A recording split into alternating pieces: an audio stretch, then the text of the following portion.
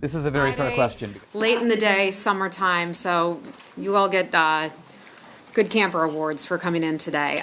Thank you so much for being here on this Friday. We have our special presidential envoy to the Global Coalition to Defeat ISIS, Brett McGurk, who's here with us. I know you heard from Brett just a couple weeks ago at the end of the ISIS coalition meeting here in Washington. And so Brett wanted to come in today to provide you all with an update as to where things stand in the campaign. So without further ado, Brett's here with that.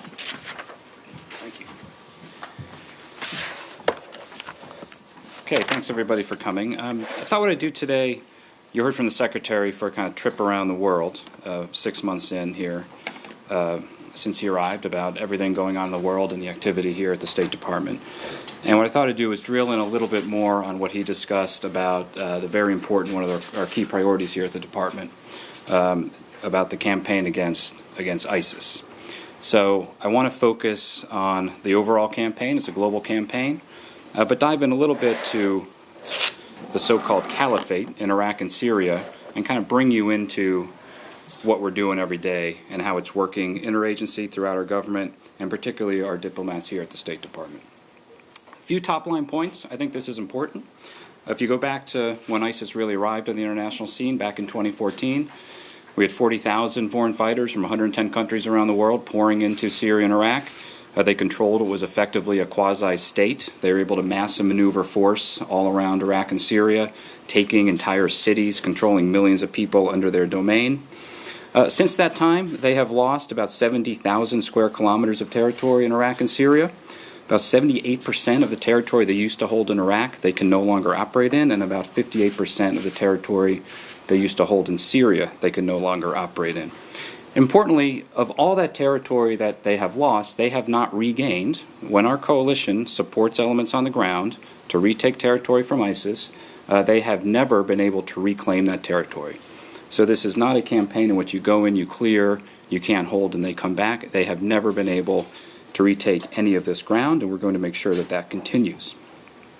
Importantly, not just territory, but even more important, people. Almost 5 million people who had been living under ISIS are no longer living under ISIS. They have been liberated by coalition-enabled operations on the ground. Also critically important, a few years ago, you saw migrants and refugees pouring out of this part of the world. We have now reversed that flow. In Iraq alone, about 2 million people have returned to their homes in areas that have been cleared from ISIS. These are areas used to be under the control of this terrorist group. Now you have people actually returning to their homes, 2 million people. That is almost unprecedented in a conflict like this in terms of getting returnees back, and it's due to a lot of the work that the Secretary mentioned here at the podium the other day about our stabilization and humanitarian effort that goes in parallel with any military campaign. The force we're working with, the Iraqi security forces, we have trained as a coalition 100,000 members of the Iraqi security forces in total. They have never lost a battle. This is an Iraqi security force that had almost collapsed. Those forces, those units that we have trained as a coalition have never lost a battle. In Syria, when it comes to the campaign against ISIS, we are working primarily with the Syrian Democratic Forces. That's a force of now about 50,000. It's about half Arab, half Kurd. They also have never lost a battle. Not only have they never lost a battle, the training courses, and I've been to Syria about 6 times now, 3 times over the past 6 months, our training courses on the ground in Syria are full. As we move into areas, particularly among the Sunni Arab population, our training classes are full because these people want to get back to their homes and kick ISIS out of their areas. So our training classes are full. They've never lost a battle. Also very importantly, elements of what we call the vetted Syrian opposition, particularly in part of Syria, which I'll point to on the map, supported by the Turkish forces, an area known as the Euphrates Shield Zone, also very effectively cleared ISIS out of key terrain that they had held. Here's what's really important. Over the last 6 months, we have dramatically accelerated this campaign, and you heard about some of this from Secretary Tillerson. Nearly 30% of all the territory that has been retaken from ISIS, about 20,000 square kilometers, has actually happened in the last 6 months. As you know, the campaign against Mosul is now finished, and in Raqqa, which I'll talk to in more detail, about 45% of Raqqa is now cleared. This is due to some key changes that were put in place very early on, 3 changes, initiatives from President Trump, and I'll just highlight 4 of them. Number 1, And very importantly, this makes a tremendous difference on the ground. The delegation of tactical authority from the White House, from Washington, down through the chain of command to our commanders on the ground. That has made a fairly tremendous difference in our ability to actually seize opportunities from ISIS, and I'll talk about one of those in some detail. Second, you've heard Secretary Mattis talk about is a campaign of annihilation. We make sure that before we do a military operation, we actually surround the enemy so that foreign fighters in particular cannot escape. Every foreign fighter that made its way into Syria and Iraq, we want to make sure that they can never make their way out of Syria and Iraq. Third, from day one, we looked at how we can increase our burden sharing from the coalition, and that is why, as the Secretary mentioned when he was here earlier this week, one of his first initiatives was to call on all members of our coalition, and it's now 73 members of our coalition, 69 countries, 4 international organizations, one of the largest coalitions in history. And he had all of those members here in March to talk about this next accelerated phase of the campaign. And we raised in that session alone about $2 billion, which really came in critical needs, particularly for the post-Mosul phase and the humanitarian aspect of taking care of the IDPs from Mosul. Finally, the whole of government effort to make sure that we're working as a government hand in glove with our colleagues in Treasury, the Department of Defense, here at the State Department and within the NSC to make sure that we're taking advantage of opportunities, working not just in Iraq and Syria, but also to sever the financial connections and propaganda networks that continue to fuel terrorist groups like this. So let me go into some detail, and I'll turn to the map. The map has about 9 numbers on it, some of which I'll spend a little more time on than others. But I'll start with the little yellow circle, yellow gumball number 1. That, of course, is Raqqa. About 6 months ago, ISIS was planning major attacks in Raqqa. They were planning major attacks against the United States, against our partners, and they were doing it in Raqqa using the infrastructure of a major city. Today in Raqqa, ISIS is fighting for every last block and trying to defend blocks that they are about to lose. They are fighting for their own survival. It's a fundamentally transformed situation. The Raqqa operation to seize Raqqa launched on June 6th, and as of today, as I mentioned, the SDF has seized about 45% of Raqqa. And there was a very detailed briefing at DoD yesterday from Colonel Dillon, who's on the ground in Iraq, talking about the details of this operation. The 2 axes of advance from east to west are actually about to connect. They could connect now, but they have to clear some high-rise buildings before they join forces at a roadway. And that'll really help accelerate the second phase of the operation to clear the rest of the city. We estimate there's about 2,000 ISIS fighters left in Raqqa. I'm always hesitant to give numbers like that because this is an inexact science. We think there's about 2,000 ISIS fighters left in Raqqa, and they most likely will die in Raqqa. UN estimates now there's about 25,000 civilians on the ground in Raqqa. It could be higher, but that is a UN estimate. And what's really happening in Raqqa, similar to what we saw in Mosul, but on a smaller scale, the ISIS fighters on the ground are using these civilians as their own shields, as their own hostages. They are using snipers to kill civilians who are trying to escape. They're trying to put suicide bombers in columns of displaced people as they try to get out. The similar tactics we've seen from this barbaric terrorist organization in other cities. The campaign to seize Raqqa was enabled by an operation that came a few months ago in the city of Topka, and that's just to the left, to the west of the yellow gumball 1. So Topka is right there, just near Topka Dam, right on where the Euphrates kind of curves. And I want to highlight Topka because it was critical to setting the conditions for the success we're now seeing in Raqqa and to really basically tightening the noose around ISIS. And I don't think it could have happened absent this delegation of authorities that I talked about. So, and I happened to see this up close because I was in Syria in March in a town of Ainissa, which is there on the map just north of Raqqa. And we met with some of the local commanders who were sensing what was happening with ISIS.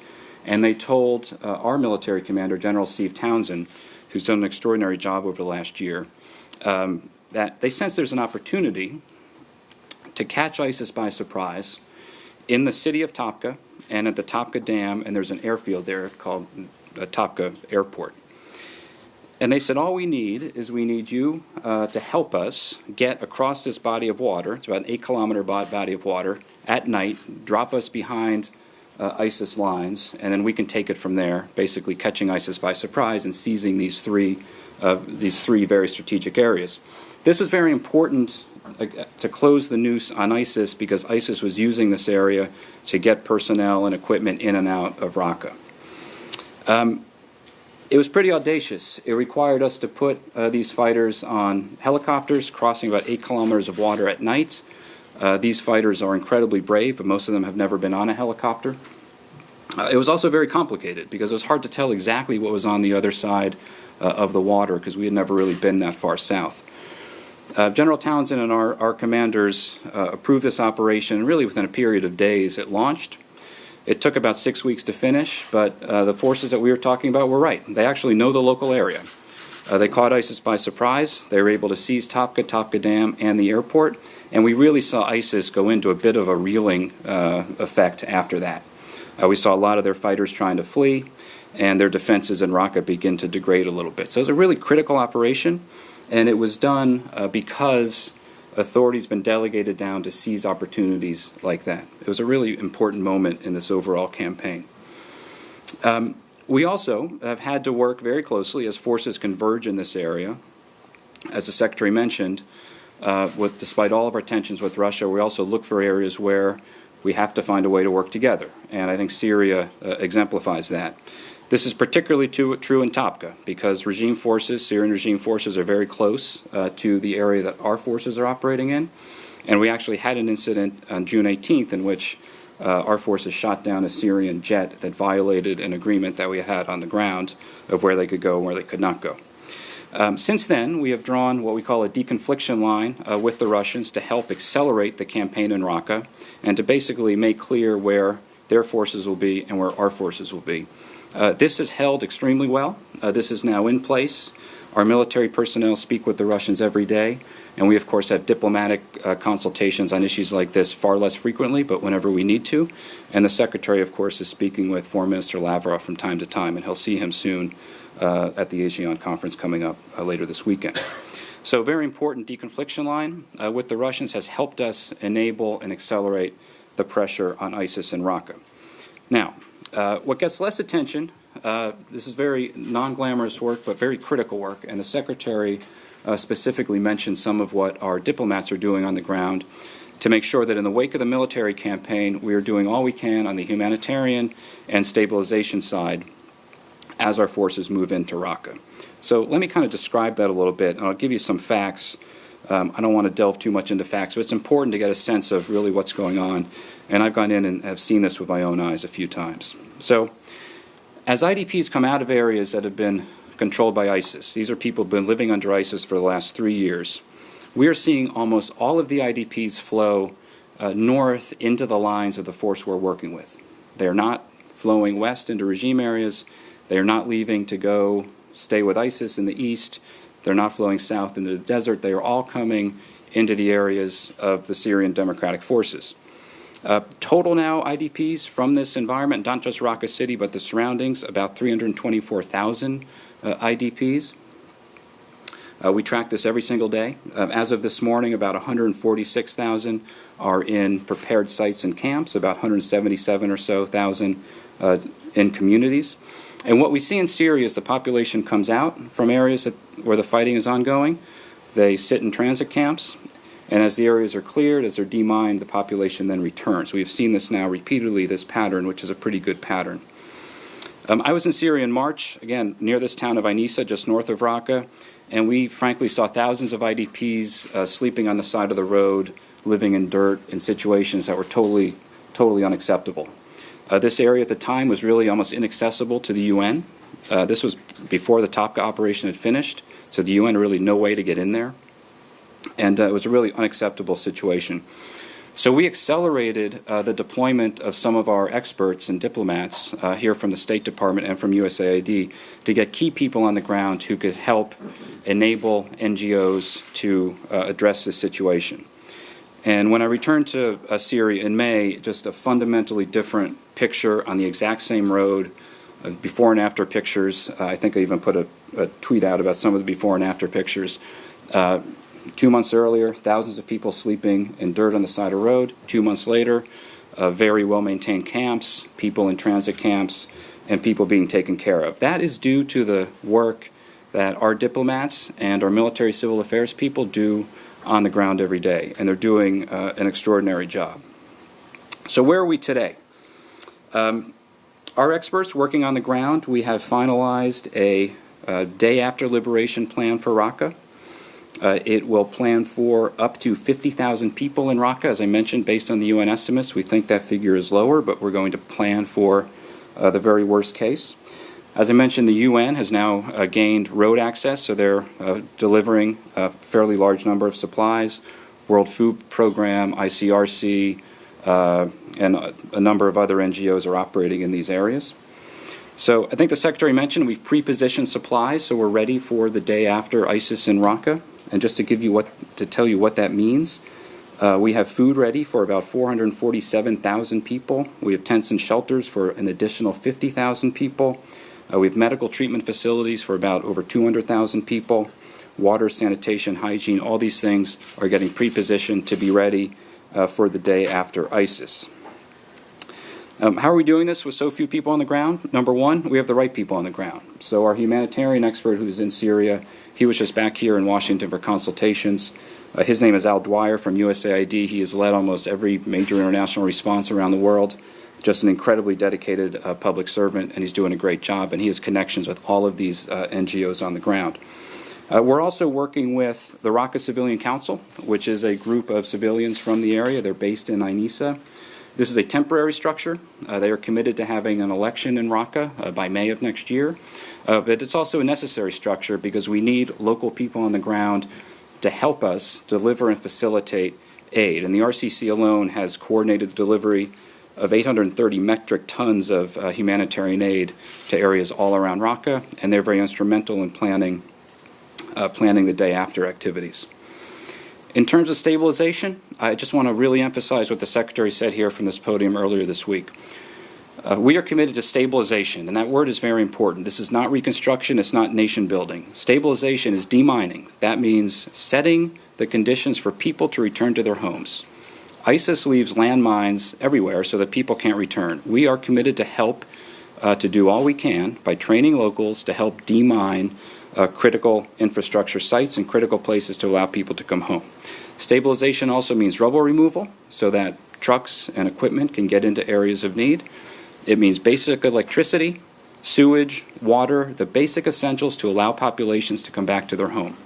And we have found, learning some lessons from Iraq, which I'll get to, that this focus on the basic elements of stabilization is a critical enabler for allowing people to come back to their homes. Now, sometimes we meet with local councils and they say, you know, we really want you, the United States, to help us with their own hospital. You're going to run the hospitals, aren't you? You're going to run our school system. And no, we're not doing that. We've learned some lessons and we're not very good at that. And also that is not our responsibility. We will do basic stabilization. When it comes to things like schools, if a local council says to us, you know, there are 5 schools in the area, and they've been totally wired with explosive devices and landmines. Will you please help us there? Yes, that is something that we will do. If they need desks or chairs or chalkboards or something, we can usually help find contractors from the local area to do that. And so I'll give you an example in Topka, the Topka Civilian Council, which we're also working with. These are local people from Topka. I met them not long ago. They were all living under ISIS, and now they are working very hard to try to restore life to their community. And they've told us about a number of schools that are actually wired to explode. So we are now helping to get deminers into the area to clear those schools. About 5 have already been finished. And we'll do all we possibly can to have as many schools as ready in Topka for the opening of the school year on September 15th. But again, in terms of school curriculums, teachers, all this is the responsibility of the Syrians on the ground and the Iraqis on the ground, not us. In Raqqa, we have about 400 of these critical infrastructure sites that we've identified for the day after for immediate demining. About 100 of these sites are really the priorities. We're also getting contributions from our coalition. I think we announced here when we had the coalition conference 2 weeks ago 2 very unique and proactive funding mechanisms focused on Syria. One, the Syria Recovery Trust Fund, which is now able to operate in this area. And second, a donor consortium, which is very project specific as we identify the projects for stabilization, we can match them with coalition contributors. So that's Raqqa. It's ongoing. This will take time. This will be a very difficult battle. Just because 45% of the city is cleared in 2 months does not mean this will be finished in another 2 months. That's not how these things go. Sometimes they go faster. Sometimes they go a lot slower than you might anticipate. And I would anticipate in the center of the city, ISIS will put up a very difficult fight with suicide vests and everything we've seen them do in other places. Let me jump quickly to number 2, the yellow gumball number 2, and I'll go a little faster with some of these. This is the area known as the Middle Euphrates Valley. Some ISIS leaders, as they saw the writing on the wall in Raqqa, tried to flee before the noose was tightened and surrounded, before our forces really surrounded Raqqa, and they fled to some very small, dusty towns in this area of the Euphrates River. A town called Mayadeen is one of them, and some other very small areas in this, what we call the Middle Euphrates Valley. I would just say any ISIS leader in these little small towns needs to have a very good life insurance policy, because unlike when they're living in what these guys used to do is they live in civilian apartment buildings with hundreds of people in the structure, which obviously makes it impossible for us to target them, because we're not going to target a civilian structure. When they're living in small towns and dusty villages, not only is it very different for them, this is not the glamorous so-called caliphate they expected to find, it's also a lot easier for us to find them. So in the last 6 weeks alone, I think our DoD announced just yesterday, about 13 key leaders and associates have been targeted and eliminated in this area, and that is only going to continue. This area of the country also, cannot emphasize enough, extremely complex, and that is why deconfliction arrangements with the Russians will also be increasingly important as we operate in this area. It's a complex battle space. These deconfliction arrangements are important, and that is why we're so focused on that. Number 3, a yellow gumball. This is a little garrison known as Tomf. We are training a force there to fight ISIS in the Middle Euphrates Valley, because the force we are training there is from the Middle Euphrates Valley, and that training continues, and that is a very important mission in terms of our overall counter-ISIS campaign. This area also became fairly tense in mid-June with some, I don't know if I call it misunderstanding, pain. This area also became fairly tense in mid-June with some, I don't know if I call it misunderstandings, but some perhaps misunderstandings from forces operating in the area that led to some airstrikes from our military forces. Since then, the situation has calmed down considerably. We have worked out deconfliction arrangements, which have been working quite well, and we're going to try to make sure that those stay in place. This is a very important piece of Syria, connected with our critical ally Jordan and our critical ally Iraq, and we want to make sure that ISIS cannot fill space in this area, because it incorporates critical road networks, which I'll talk to when I discuss Iraq briefly. The 4th yellow gumball, that is the Southwest. This is very important because, a little separate from the counter-ISIS campaign, but it's a key enabler for trying to remove this little red blotch, which is ISIS. This is an ISIS cell right near the yellow circle number 4. It's an ISIS cell. They're known as the Jaish Khalid bin Walid. They are an ISIS affiliate. When they move into an area and capture a village, which they did there a few months ago, they do what ISIS does. They capture locals, they do gruesome beheadings, and terrorize the local population. We are determined to remove that cell from the Southwest. And importantly, as you know, we concluded with the Jordanians, and the Jordanians were a critical driver of this process, our critical ally Jordan, a ceasefire in the Southwest with Jordan and Russia. And that ceasefire was concluded on July 9th. It was finalized in Hamburg between President Trump and President Putin, and it went into effect on July 11th. So we're well into the 3rd week of it now, and the results have been quite promising thus far. The fighting has largely stopped. There's a couple reasons for this. Unlike some other ceasefires that have been tried in Syria, this ceasefire was a result of months of negotiation with the Jordanians, who really know the terrain, and with the Russians, who were there representing effectively the Syrian regime. Painstaking negotiation, what we call a line of contact, meter by meter, throughout the Southwest and throughout Daraa City, so everybody understood where they could go and where they could not go. And that map was initialed by all 3 parties. and the ceasefire went into effect on July 11th. We're now seeing civilians beginning to return to this area, which is very promising, and beginning to see landmines being removed as the fighting has stopped. So we're working very hard to make sure that that ceasefire remains in effect, and so far it's promising. We also, if you look at the last 6 months in Syria and you look at the data that the UN puts out, it's actually interesting to just look at the trend data that the UN puts out in terms of IDPs and refugee flows. This is from UNHCR. In the last 6 months, in this calendar year, about 440,000 IDPs in Syria have actually returned to their homes. That's a statistic you normally don't see in 6-month increments. And 31,000 Syrian refugees, meaning Syrians who fled outside of Syria, have also now returned to their homes in the first 6 months of this year. So again, the reverse of the migrant refugee outflow. That's an important indicator and something obviously we want to continue, very much in our interests and the interests of our critical partners in this part of the world, particularly Jordan, Lebanon, and Turkey, and of course our partners in Europe. Back up on Syria writ large. The Secretary spoke with this, and I can delve into it a little bit more. If you think about really 2 phases in Syria, right now, this is phase 1. We want to defeat ISIS. We have to defeat ISIS because ISIS is trying to plan major attacks against us and our partners, as I mentioned, and they're still trying to do that. So long as ISIS is holding territory, pretending to hold this caliphate with people under its domain, the long-term political settlement in Syria goes increasingly out of reach. And our first priority is to protect our homeland. So number 1, defeat ISIS. In parallel, in phase 1, we want to de-escalate the overall violence in Syria through a combination of de-escalation, deconfliction arrangements, and de-escalation areas such as the ceasefire we've reached in the southwest. So we're in phase 1 right now, defeat ISIS, de-escalate the overall situation.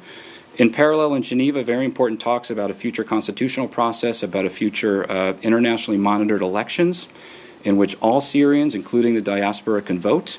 That is a condition that is enshrined in a UN Security Council Resolution 2254, and we are determined to getting to that point. So the Secretary discussed, defeat ISIS, get de-escalation arrangements in place, quiet down the overall situation, which sets the conditions for an ultimate political solution, political settlement of the civil war. And at the end of that process, and we can't put a timeline on it, but at the end of that process, we do not envision Bashar al-Assad being in control of Syria from Damascus. Whether that is through a constitutional process or an election or some combination, that is very important. And some people ask us, well, why do you say that? Look, it's just reality. Syria, by World Bank estimates, about more than $200 billion to reconstruct Syria is probably many multiples of that. And the international community is not going to come to the aid of Syria until there is a credible political horizon that can lead to a credible transition in Damascus. That is the reality. So we're working through this 2-phase structure and very committed to that roadmap that is outlined in UN Security Council Resolution 2254. Let me just jump over to Iraq, and I'll start with the yellow gumball number 5. The number 5 is just to the west now of Tal Afar, and I have it there because Mosul, as you know, the Battle of Mosul has now completed. But since the battle has completed, again, the less glamorous but just as important phase of stabilization and humanitarian support is very much underway. And again, this is very important. The reason we brought almost 70 countries here to the State Department in March was to make sure we had the resources necessary for the post-ISIS phase in Mosul. In total in Mosul, we saw 940,000. The scale of Mosul compared to Raqqa is just, it's really hardly not even comparable. Raqqa, as I mentioned, we think there's about 25,000 civilians in Raqqa. Mosul is a city of about 1.5 million people. Displaced from Mosul, total, about 940,000 Mosulawis were displaced from the fighting, but most importantly, all of them received aid. This is almost, again, unprecedented in terms of a humanitarian response. You did not see thousands of people stranded. All of them received aid and assistance, and this was because of the planning that went into the humanitarian response plan together with the military plan.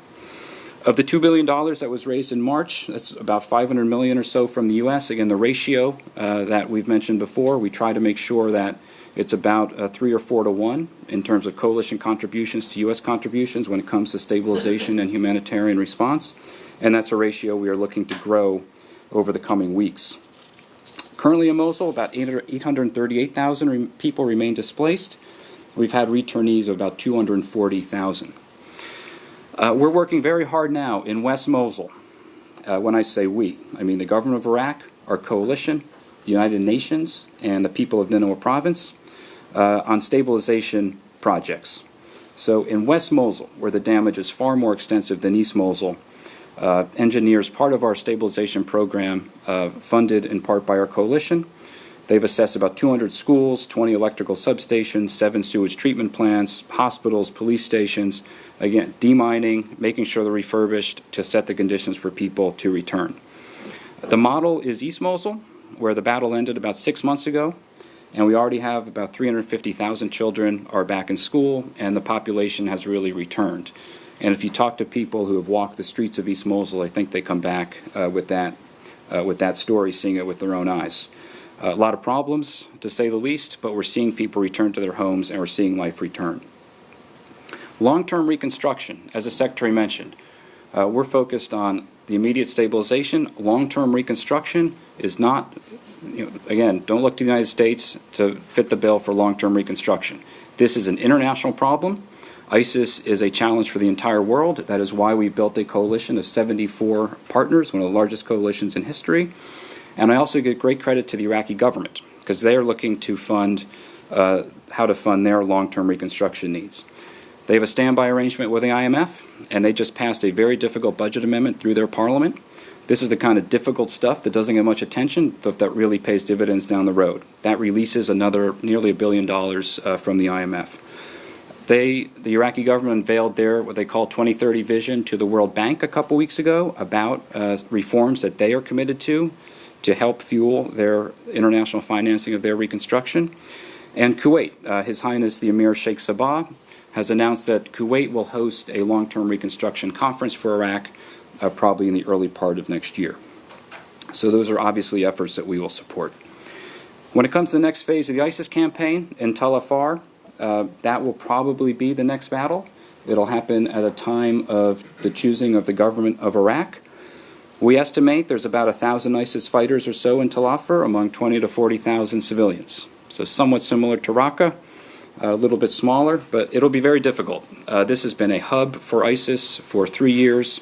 It has been the home for many of their leaders. It has been a place where terrible atrocities were committed against not only Sunni Muslims, Shia Muslims, Yazidis, in this terrible fulcrum of ISIS atrocities. Many of them happened in Tal Afar. This will be very, very hard. The Iraqis are committed to liberating the people of Tal Afar, and we are committed to supporting them at a time of their choosing. Yellow gumball number 6, this is Hawija. We estimate about 1,000 ISIS fighters in there. Again, numbers are sometimes hard to go by. About 50,000 or so civilians in that pocket of territory, 50 to 80,000 if you kind of look at the environs. This will also be a very complex operation. And this, similar to Mosul, this will have to involve cooperation between the Kurdish Peshmerga, Iraqi security forces, and forces local to the area. And Secretary Tillerson spoke actually over the last couple of days with Prime Minister Abadi and with President Barzani of the Kurdistan region about some of these next steps and about our position on some very important issues that Iraq is confronting.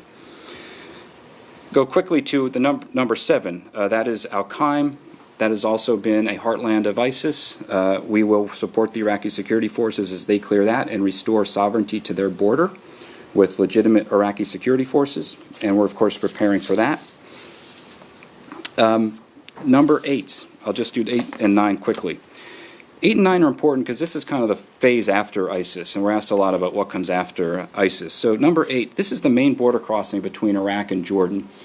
It's about $1 billion a month commerce route. Very important for our key ally of Jordan, of course very important for Iraq, the government of Iraq, and also Anbar province. The Iraqis and the Jordanians have been working now to set the conditions to open that highway. And we hope that can happen fairly soon and give them great credit for what they're putting in place. To get that open, that $1 billion a month commerce route, that's very important for the future of this region, and obviously something that we are supporting both governments, encouraging them to move forward on that. And number 9, the Arar border crossing with Saudi Arabia. This is a border crossing that has been closed since 1990. Multiple U.S. administrations have encouraged an opening between Iraq and Saudi Arabia. Those doors have remained closed really for decades. But we achieved a breakthrough, the Iraqis and the Saudis, an initiative that they really launched on their own, a breakthrough between Baghdad and Riyadh, which has now led to not only exchanges of visits, but exchanges of key ministers, and talking now about opening that key border crossing for the first time since 1990. Again, a critical commerce route, and that's how you can kind of see the post-ISIS situation come into shape. That's very important, which is why I wanted to include the 9 on the map. Let me just say briefly, beyond Iraq and Syria, why is this so important? Because this is the so-called caliphate. The caliphate is what drew so many of these foreign fighters to join ISIS. It what makes it a global network. They try to fund their so-called affiliates around the world from the resources that they pick up in Iraq and Syria. We have dramatically targeted and degraded their ability to resource themselves. We've dramatically degraded their ability to get foreign fighters into Syria. It's almost impossible for them to do that now. And we are working to sever all of their financial connections. I thought I'd highlight, just finally, a way that we work throughout our interagency, which again sometimes doesn't get as much attention. The Treasury Department has a very robust program for finding who in the organization of ISIS is a leader, who is handling money, and making sure we designate those people so that they can never have any access to the international financial system. And some of our colleagues now recently confirmed officials at the Treasury Department, Segal Mandelker, Marshall Billingsley, have done a great job in this. And what's really important, when you see a ISIS list of designees, that means they'll never have access to the financial system. Whatever we know of their finances are frozen. A lot of these guys living in the Euphrates Valley probably never expect to have access to the international financial system. But if you're on ISIS and your name shows up on a Treasury designation list, you're not just being targeted by the Treasury Department. So that is why there is a very close correlation between announcing a designee and then eliminating these people from the battlefield. And even since June of this year, 3 critical financial facilitators from ISIS have been killed in coalition airstrikes in that Euphrates Valley area. I think you're all fairly familiar with what we're doing. Counter-messaging, working with our partners in the region, counter-foreign fighters, we've talked about that before. I was here a couple weeks ago, so I won't go too deeply into that. I would just conclude where I started on this map of the caliphate, rapidly shrinking. 30% of their territorial losses in the last 6 months alone, 20,000 square kilometers in the last 6 months alone. That is due to some changes we have made in the campaign, and we are going to continue to accelerate the pressure on ISIS until this entire organization collapses and they cannot hold any physical territory from which they can threaten us. So with that, I think I have time for a few questions. Thank you, Mr. McGurk. Just one question. You said that the United States don't look at the United States for long-term reconstruction. You will be engaged in just stabilizing the areas that are retaken. So what does that mean for your partnership with the Peshmerga or with the Kurds? Does that mean your partnership is about to come to an end? Because it seems to me that most of the areas that are predominantly Kurdish have been retaken and also kind of stabilized. Let me be very clear with what I mean. So in terms of our military partnership, our training, our equipping relationships, the Iraqi government has a budget in their military forces about $10 billion, and they actually look to the United States to be the primary supplier. They're buying our F-16s. They're buying our equipment. That's something that we very much intend to continue. Our training relationship with the Peshmerga in coordination with the government of Iraq is also something that is historic and that I think we would intend to continue. When it comes to the long-term reconstruction of these areas, that is not something the U.S. can do on its own, nor is it something we should do on our own. That is why we've built an international coalition of 74 members to help. And that's why the World Bank, the International Monetary Fund, and other international financial institutions, it's very important for them to be engaged here. And critically important for the future of Iraq, for the GCC to be engaged. That's why we're very encouraged by the reconstruction conference that the Kuwaitis have announced that they will host. So we have an important role. We recognize our role as the United States of America, but it is not the U.S. alone because ISIS is a threat to the whole world. Hi, Britt.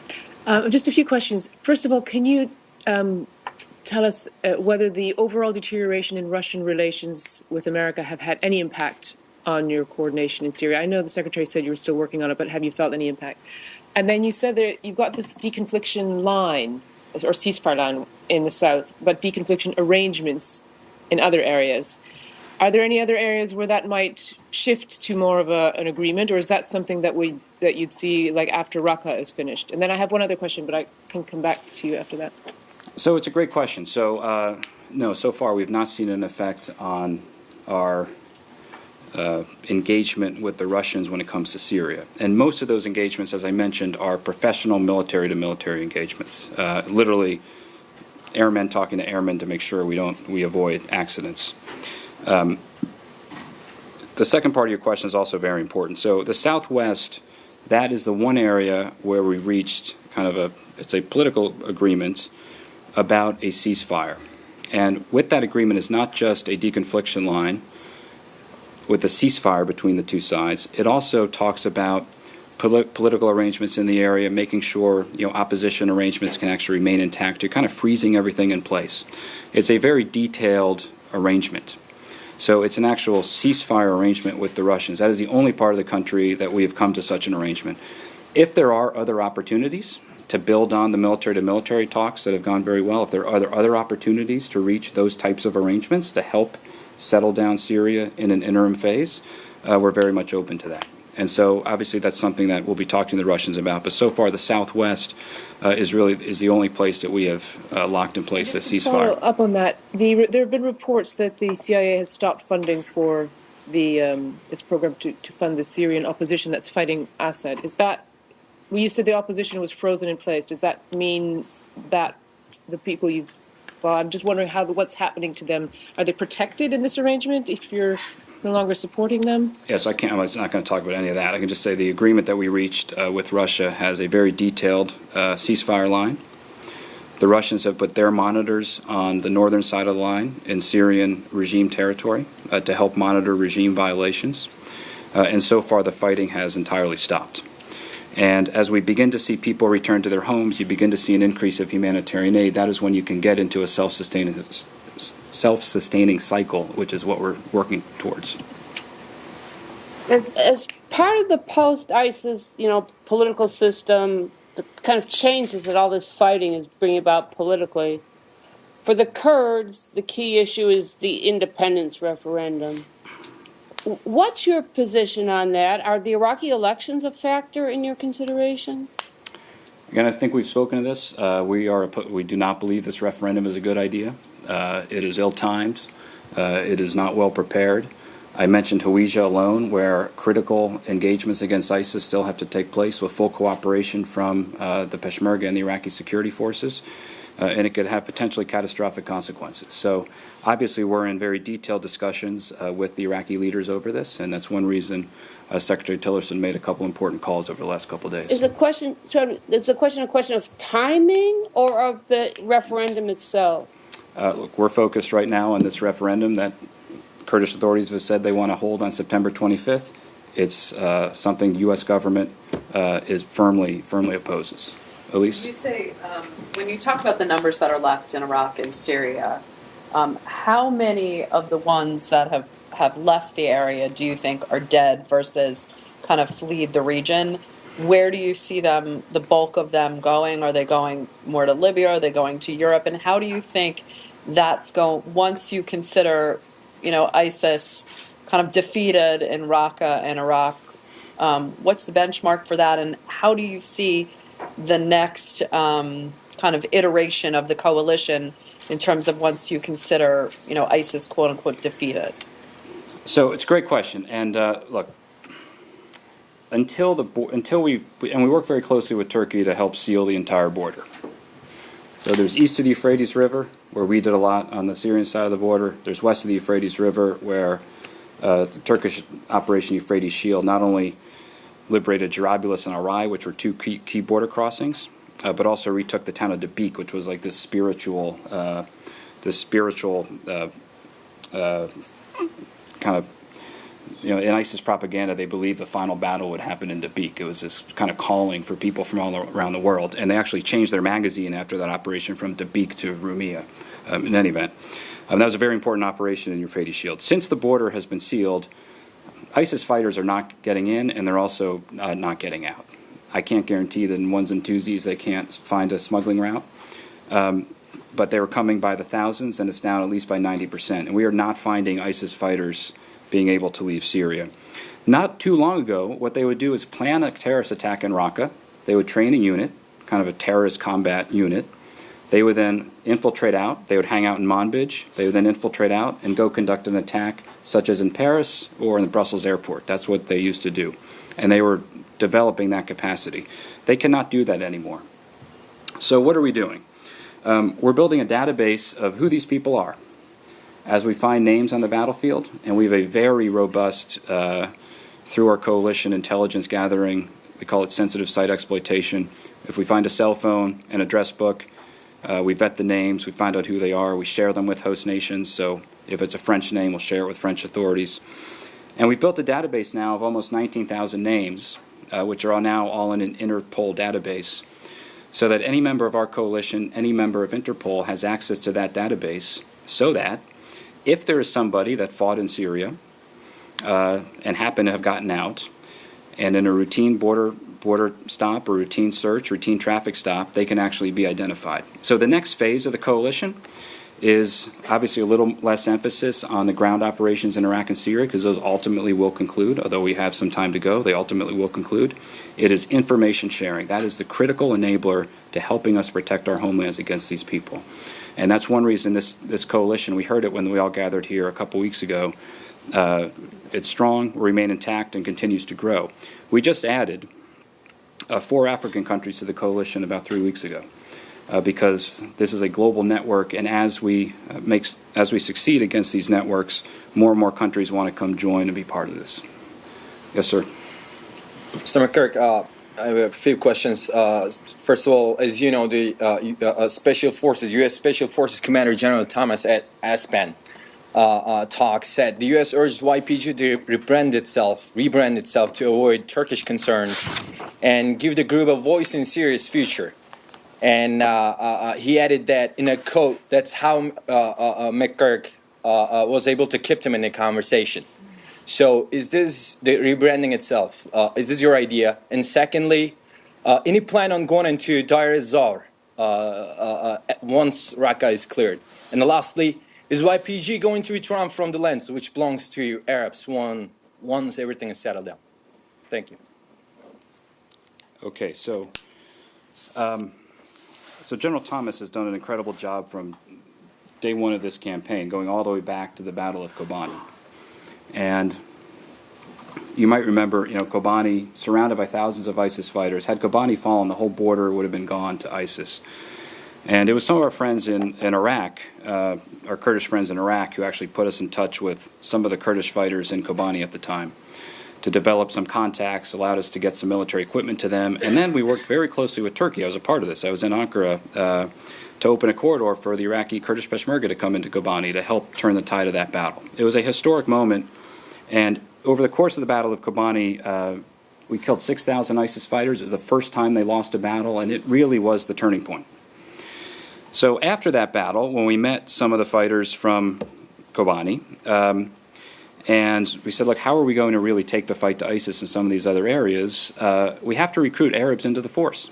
And so you have to have an umbrella that embraces the Arab component of the force, with the key principle being, it's our key principle in Syria, as areas are liberated from ISIS, they should return to the local people from those areas. That's first and foremost our priority. So therefore we had to have an umbrella that would bring in as many people as possible. Kurds, Arabs, Christians, Syriacs, all these guys working together as a cohesive force, not working together as different units, which is not militarily effective. And so General Thomas was a part of that, and it's actually been very effective. Again, as I said, all of our training classes are full. They're full of Sunni Arabs, they're full of Christians, they're full of people from these areas who want to liberate their towns. So I think overall it has been successful. Deir ez-Zor. Deir ez-Zor is on the map. It's just to the northwest of yellow gumball number 2. What makes Deir ez-Zor complicated, it's a city with an airfield in which Syrian army forces have been surrounded and besieged by ISIS for almost 3 years. They have some thousands of their own fighters in there. Some of their best units are in there, surrounded by ISIS. And Syrian army forces are determined to break the siege of Deir ez-Zor. I think just look at what there was a Russian general gave a briefing a few weeks ago, talked about that operation. They're about 140 kilometers away now. They have a pretty long ways to go. I think it's a decent assumption that over time it's going to take them some time.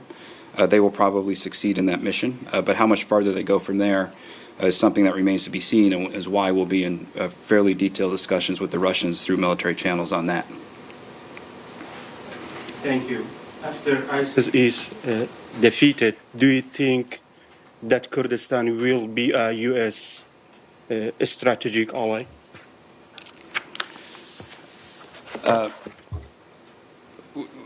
So our strategic ally are our friends in Iraq. We support the government of Iraq. We support a unified federal Iraq that is strong and that is prosperous and that is at peace with itself and with its neighbors. So obviously we have deep relations in the Kurdistan region, in Erbil and Sulaymaniyah, with all the Kurdish parties, and I think that is something that goes back many, many decades and is something that will continue. But we'll also continue working, of course, through the government of Iraq, within the Iraqi constitutional system, to support a unified and federal Iraq. Look, questions. First, have you sorted out your differences with Turkey regarding last week's panel? There was statements from the State Department. And in that panel, you kept mentioning Idlib as a safe haven for Al-Qaeda in Syria. And it's not on this map, obviously, but when you're done with these 9 points on this map, does the coalition have any plans for Idlib in the future? And the last question is regarding Bashika in Iraq. As far as I know, when there was this problem about the Turkish presence in Bashika, and you guys brokered some sort of a deal between Baghdad and Ankara, and the condition was that Mosul will be liberated. Since we are there, can you confirm that Turkish presence is coming to an end, and are there still Turkish troops in that region? Thank you. A lot of complex questions there, if you know these issues. I did a 90-minute panel, and about 30 seconds of the panel got some attention. I think it was very badly mischaracterized. I think we've spoken to this. As I mentioned, and I mentioned in most of my public remarks, we've worked very closely with Turkey to help seal the border. I mentioned in the Battle of Kobani working with the Turks to open up that corridor for the Kurdish Peshmerga and the Euphrates Shield operation. All these things are very important. At the same time, this problem of foreign fighters is a problem for all of us. So 40,000 foreign fighters that came to join ISIS came from 110 countries all around the world. They came through Turkey. And that is a problem. It's very important. That's not just a problem for Turkey. That's a problem for these, what we call the source countries, too. So if you have 4,000 people coming from Tunisia, 4,000 coming from Saudi Arabia, the Tunisians, the Saudis, all these countries have to do work to make sure that they do all they can to stop the people traveling. And through our coalition working group on foreign fighters, we've done an awful lot to help close down those routes. I give the Saudis tremendous credit. I give the Turks tremendous credit in working on this problem. Idlib province is a serious problem. It is a haven now for Al-Qaeda. And I think what my remarks reflected is that this is a problem, as we've done when it comes to ISIS, that we have to work together with Turkey and with our other partners to deal with this problem. So, and I think over the coming weeks we'll be having those conversations. On the question of, you asked about Bashika. What was your second question? In between? Bashika. Yeah. So Bashika is an issue between the government of Iraq and the government of Turkey. It is our position that we want the government of Iraq and the government of Turkey to have very strong ties. I think Prime Minister Abadi has had a number of phone calls with Prime Minister Yildirim and with President Erdogan, very constructive calls. And I am confident that we can get this issue worked out in a way that helps improve the relations between both of these important allies, and that therefore helps improve stability in this important part of the world. Let's do your last question. Yeah, thanks. Mr. McGurk, today the Syrian Observatory for Human Rights reported that negotiations are taking place between coalition force, U.S. forces, and a Syrian opposition force called Maghawir al-Thawra to create a national army in the southern side of Hasaka city. Can you comment on this? And if it's the case, why did the U.S. withdraw arms from the Free Syrian Army? Another question, please. Do you know that Lebanese army is about to launch an operation against ISIS? Does the coalition intend to lend air support to the Lebanese army in its fight against ISIS? Many things there. I'm not going to comment on, including a report from the Syrian Observatory, which I haven't seen. And when it comes to Lebanon, we had a very successful visit from Prime Minister Hariri here, and he had public remarks with President Trump, and I think I'd let those remarks stand on their own. But Lebanon is a critical ally that we want to see succeed. Can I for a second, can I just add, someone probably already answered this, and if you have already answered it, then don't bother. I'll just look at the transcript. Did someone ask you about what the Secretary said about stabilization, rebuild the basic essence, or not rebuild, but restore basic utilities? And then Yeah, man, I went to that in some detail. No. Then Iran. If that's what you're going to do, why are you confident that you're not leaving a vacuum that the Iranians will exploit? If you've answered it, don't worry. So I didn't get into an Iranian element, but I think our focus, don't dismiss the importance of stabilization. What stabilization means is setting the conditions for people to return to their homes. It means water, electricity, sewage, rubber removal, demining. And what we find is that as people return to their homes, in Anbar province alone, for example, we have 1 million people who were displaced from ISIS are now back in areas that used to be under control of ISIS. These are fairly sophisticated people in some of these areas. You see life return to the streets. You see the markets full. You see the schools open. And so as you help with stabilization, you see the elements set in place for people to return. And I mean, all I can say is the numbers speak for themselves. 2 million Iraqis who were displaced are back in areas that used to be controlled by ISIS. I get that, but you're seeing the Iranian influence vastly greater now, are you not? You're seeing the Iranians kind of flood the market with, some of their products and things. And I think the long-term bet is something we're talking with the Iraqis about. We have GE doing multi-billion-dollar these are all private deals, not done by the U.S. government. Private deals about long-term electricity generation in Baghdad that's being done by General Electric. We have some of the best American oil firms helping to regenerate some of the fields in the south, helping to capture flared gas and export it to Kuwait. The kind of things that make a tremendous, tremendous difference. That's being done by American firms. Again, Syria, long-term reconstruction of Syria is really dependent upon getting a credible political horizon on the table. As I mentioned, Matt, I think you might have stepped out. Until there is that credible political horizon, the international community is will not be coming to the aid to reconstruct Syria. That's just the reality. Thanks, everybody. Have a great weekend. Thank you.